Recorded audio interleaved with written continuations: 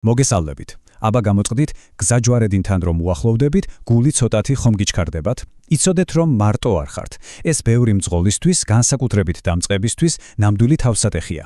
მაგრამ კარგი ამბავი ისაა, რომ დღეს ამ ყველაფერს ერთად დავალაგებთ, ისე მარტივად, რომ ნებისმიერ გზაჯვარედინზე თავიტყნარად და თავდაჯერებულად იგრძნოთ.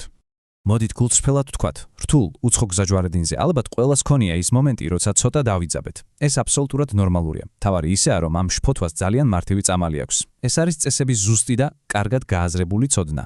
მაშასე, აი ჩვენი დღევანდელი გეგმა.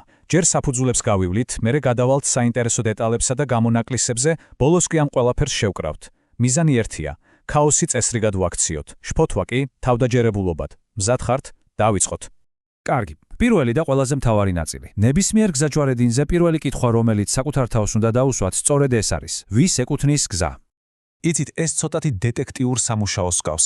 თქვენი პირველი ამოცანაა გაარკვიოთ, მთავარ გზაზე ხართ თუ მეორე ხარისხოვანზე და თქვენი მთავარი მინიშნება, რა თქმა უნდა, საგზაო ნიშნებია. ისინი ყოველთვის გეტყვიან პასუხს. თუ ხედავთ ნიშანს, რომელიც გეუბნებათ, რომ მთავარ გზაზე იმყოფებით, ესე იგი უპირატესობა თქვენია. ეს არის ოქროს წესი ნომერი 1. ხო და აქედან გამომდინარე ყველაფერი ძალიან ლოგიკურია. მოძრაობის თანმიმდევრობა ასეთია. პირველ რიგში გზაჯვარედინს თავისუფლად გადიან ისინი, ვინც მთავარ გზაზეა და მხოლოდ მას შემდეგ, რაც ისინი გაივლიან და გზა გათავისუფლდება, მოძრაობას იწყებს მეორე ხარისხოვანი გზიდან მომავალი ტრანსპორტი. ძალიან მარტივია, არა? კარგი, ეს გასაგებია, მაგრამ რა ხდება მაშინ, როცა სიტუაცია ცოტა რთულდება? მაგალითად, როცა გზაჯვარედინზე ორ მანქანას ერთნაირი თანაბარი პრიორიტეტი აქვს. აი სწორედ აქ შემოდის თამაშში მეორე უმნიშვნელოვანესი წესი. წარმოიდგინეთ ეს სცენარი. თქვენც მთავარ გზაზე ხართ და სხვა მანქანაც. ან პირიქით, ორივე მეორე ხარისხოვანზე ხართ და თქვენი გზები იკვეთება. ვინ თმობს? აი ამ კითხვას აქვს უნივერსალური პასუხი. ეს პასუხი ცნობილია როგორც მარჯვენა ხელის წესი და ის საოცრად მარტივი დასამახსოვრებელია. თუ თანაბარი პრიორიტეტის მქონე მანქანასთან გზა გეკვეთებათ, უპირატესობა ყოველთვის, აბსოლუტურად ყოველთვის აქვს იმას, ვინც თქვენგან მარჯვნივ მოძრაობს. უბრალოდ დაიმახსოვრეთ, მარჯვენა ყოველთვის მართალია. ეს ყველგან მუშაობს. მოდით კონკრეტულ მაგალითებს შევხედოთ. აი პირველი სიტუაცია. თქვენ და ლურჯი მანქანა ორივე მთავარ გზაზე ხართ. ლურჯი მანქანა თქვენგან მარჯვნივ არის. შესაბამისად, თქვენ უთმობთ გზას. ახლა მეორე სცენარი. ლურჯი მანქანისა და ავტობუსის გზები იკვეთება. ავტობუსი ლურჯი მანქანისგან მარჯვნივ არის, ამიტომ ლურჯი მანქანა ელოდება. და ბოლოს მესამე მაგალითი, სადაც თქვენ და თეთრი მანქანა მეორე ხარისხოვან გზაზე ხართ. წესი იგივეა. თეთრი მანქანა მარჯვნივიდან მოდის, ასე რომ გზას თქვენ უთმობთ. ხედავთ, ლოგიკა უცვლელია. კარგი, ახლა როცა ძირითადი წესები უკვე ვიცით, დროა ყველაზე საინტერესო ნაწილზე გადავიდეთ, გამონაკლისებზე. ხომ იცით, როგორც ამბობენ, ყველა წესს აქვს თავისი გამონაკლისი და სწორედ ამ დეტალების ცოდნა გამოგარჩევთ. აი, მაგალითად, ტრამვაი. მას ცოტა განსაკუთრებული სტატუსი აქვს, მაგრამ არა ყოველთვის. საქმე რაშია? თუ თქვენ და ტრამვაი თანაბარი პრიორიტეტის გზებზე ხართ, ტრამვაის ყოველთვის აქვს უპირატესობა. სული ერთია, თქვენგან მარჯვნივ არის თუ მარცხნივ. მაგრამ, და ეს ძალიან დიდი მაგრამ არის, თუ ტრამვაი მეორე ხარისხოვანი გზიდან გამოდის, თქვენ კი მთავარზე ხართ, მაშინ პირიქითაა, ის ვალდებულია დაგელოდოთ.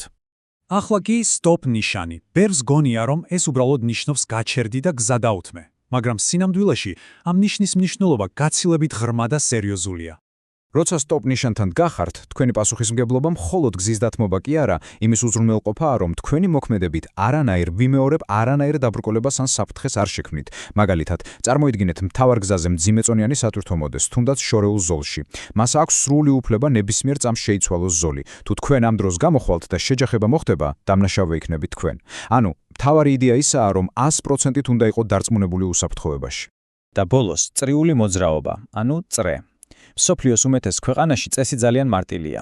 უპირატესობა აქვს იმას, ვინც უკვე წრეზე მოძრაობს. მაგრამ, აი აქ გვაქვს ერთი ძალიან საინტერესო.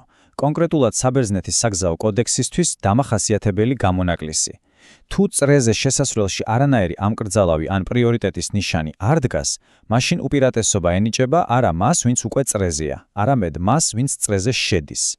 ეს ძალიან მნიშვნელოვანი ადგილობრივი თავისებურებაა, რომელიც აუცილებლად უნდა იცოდეთ.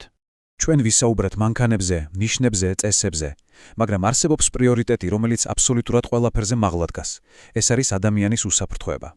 მოდით ვნახოთ, რას ნიშნავს ეს პრაქტიკაში. არსებობს ორი რკინის წესი, ორი სიტუაცია, რომელიც ქვეითებთან მიმართებაში ყოველთვის უნდა გახსოვდეთ. წესი პირველი. როდესაც თქვენ უხვევთ და ახალ გზაზე გადადიხართ, ვალდებული ხართ გზა დაუთმოთ ნებისმიერ ქვეითს, რომელიც ამ გზას უკვე კვეთს. და წესი მეორე. გზაჯვარედინთან მიახლოებისას გზა უნდა დაუთმოთ ნებისმიერ ქვეითს, რომელიც მას კვეთს, იმის მიუხედავად არის იქ ზებრა თუ არა. ქვეითის უსაფრთხოება თქვენი უპირველესი პასუხისმგებლობაა. წერტილი. კარგი, ახლა მოდით ეს ყველა ნაწილი ერთ დიდ სურათად ავაწყოთ და ვნახოთ, როგორ ცვლის ეს ყველაფერი ჩვენს დამოკიდებულებას გზაჯვარედინებისადმი. ხედავთ, ის რაც თავიდან შეიძლება სრულ ქაოსად გეჩვენებოდეთ, წინააღმდეგში ძალიან მკაფიო და ლოგიკურ სისტემას ეფუძნება. როგორც კი ზუსტად იცით, ვინ როდის გადის, რას ნიშნავს მარჯვენა ხელის წესი და რა გამონაკლისები არსებობს, ქაოსი ქრება. ის იქცევა პროგნოზირებად და რაც მთავარია მართვად პროცესად. თქვენ აღარ ხელავთ, თქვენ უბრალოდ მართავთ სიტუაციას. და საბოლოო ჯამში ყველაფერი სწორედ აქამდე დადის. წოდნა არის ის, რაც შირს თავდაჯერებულობად აქცევს. რაც უფრო კარგად გესმით წესები, მით უფრო მშვიდად უსაფრთხო და კომფორტულად გძნობთ თავს საწესთან. იმედი გვაქვს ეს გარჩევა ამაში დაგეხმარებათ. უსაფრთხო და მშვიდობიან მგზავრობას გისურვებთ.